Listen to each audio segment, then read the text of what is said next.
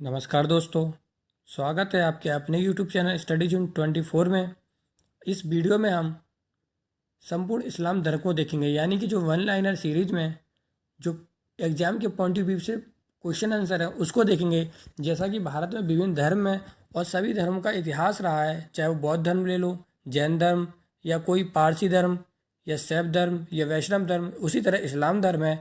तो इस्लाम धर्म में जो हम महत्वपूर्ण प्रश्नोत्तर की सीरीज है उसको देखेंगे कि हज़रत मोहम्मद साहब का जन्म कब हुआ था, उनकी मृत्यु कब हुई थी, उनके द्वारा कौन से सिद्धांत दिए गए, कौन से जो जैसे जैन धर्म बौद्ध धर्म में जो व्रत बताए गए हैं या सिद्धांत बताए गए वो इस्लाम धर्म में भी बताए गए।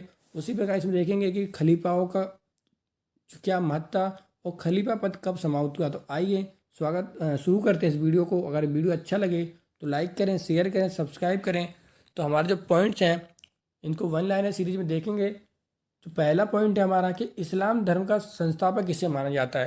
तो इस्लाम धर्म का संस्थापक है जो मोहम्मद साहब को माना जाता है।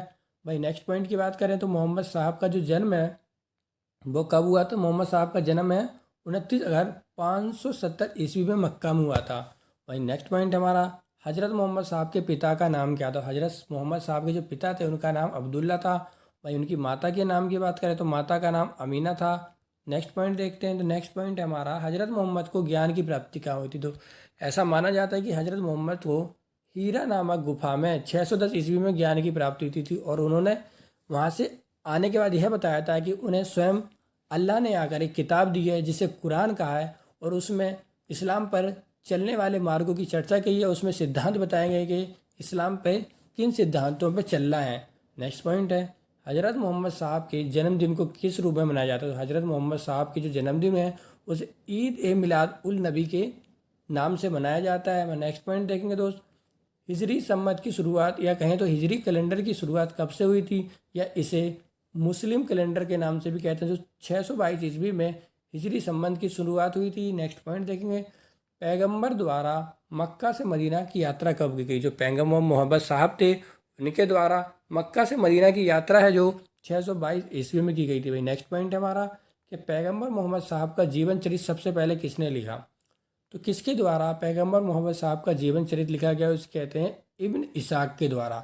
नेक्स्ट पॉइंट है इस्लाम की जो शिक्षा या सिद्धांत की चर्चा करेंगे। जैसा कि जैन धर्म में शिक्षा और सिद्धांत के बताए गए और बौद्ध धर्म में भी महत्वपूर्ण सिद्धांत बताए गए, उसी तरह हमारे इस्लाम धर्म में भी जो महत्वपूर्ण सिद्धांत या शिक्षा है जो मोहम्मद साहब द्वारा दी गई। तो आइए देखते हैं इसमें 5 महत्वपूर्ण सिद्धांत है। पहला जो चर्चा करें हम उसकी जो है कलमा यानी कि वह जो संपूर्णता या पूर्णता इस्लाम में विश्वास करते हैं, है कि उनका मानना है कि अल्लाह एक है और उसके अनुसार ही चलते हैं, इस कुरान के अनुसार चलते हैं।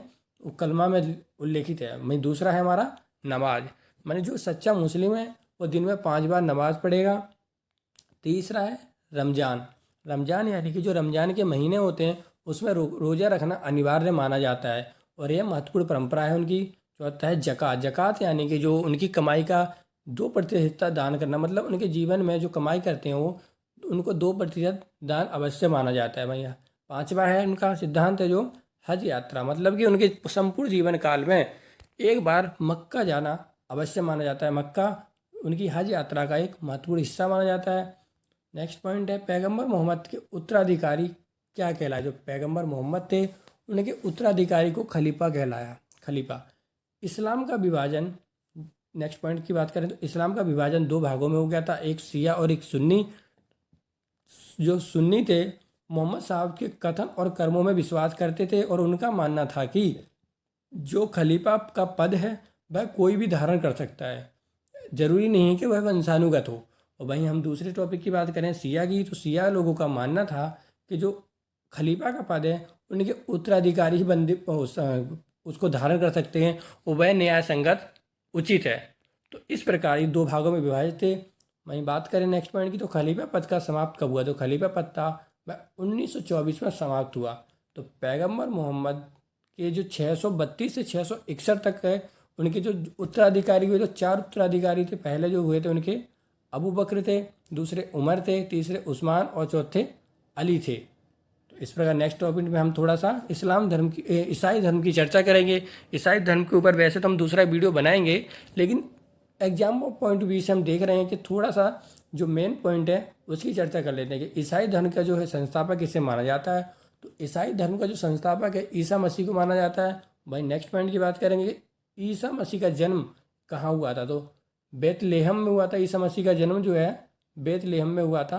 और इसकी जो चर्चा करें हम बेथलेहम की, जेरूसलम में है। ईसा मसीह जो नेक्स्ट पॉइंट हमारा, ईसा मसीह की माता का नाम क्या। तो ईसा मसीह की माता का नाम मैरी था और ईसा मसीह के पिता का नाम जोसेफ था। तो ईसा मसीह को सूली पर कब चढ़ाया गया। तो 33 ईस्वी में ईसा मसीह को सूली पर चढ़ाया गया। तो इस प्रकार आज का वन लाइनर टॉपिक हमारा ख़त्म होता है और हम अगले टॉपिक में फिर एक नया विषय लेकर आएंगे और वन लाइनर सीरीज में आपको रिवीजन के तौर पर महत्वपूर्ण प्रश्नों की जानकारी देंगे।